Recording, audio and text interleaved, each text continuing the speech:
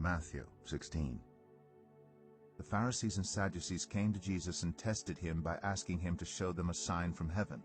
He replied, "When evening comes you say it will be fair weather, for the sky is red. And in the morning, today it will be stormy, for the sky is red and overcast.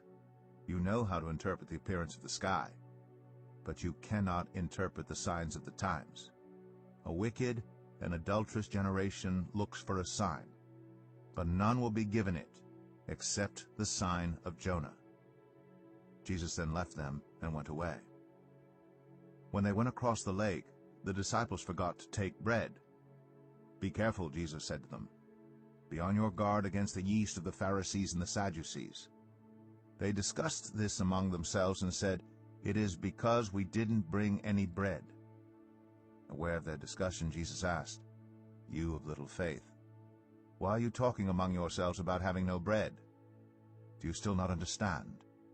Don't you remember the 5 loaves of the 5,000, and how many basketfuls you gathered?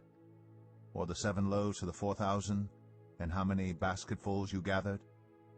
How is it you don't understand that I was not talking to you about bread? But be on your guard against the yeast of the Pharisees and Sadducees."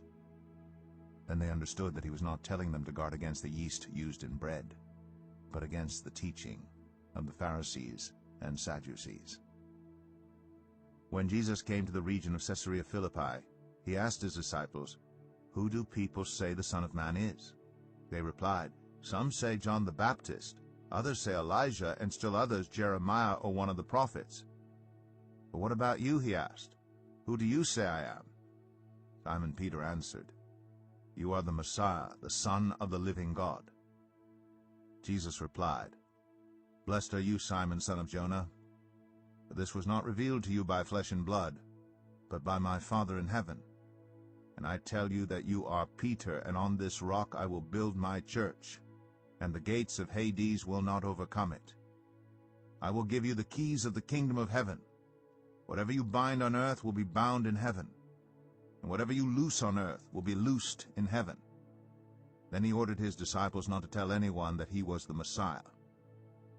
From that time on, Jesus began to explain to his disciples that he must go to Jerusalem and suffer many things at the hands of the elders, the chief priests, and the teachers of the law, and that he must be killed, and on the 3rd day be raised to life. Peter took him aside and began to rebuke him. "Never, Lord," he said, "this shall never happen to you." Jesus turned and said to Peter, "Get behind me, Satan. You are a stumbling block to me.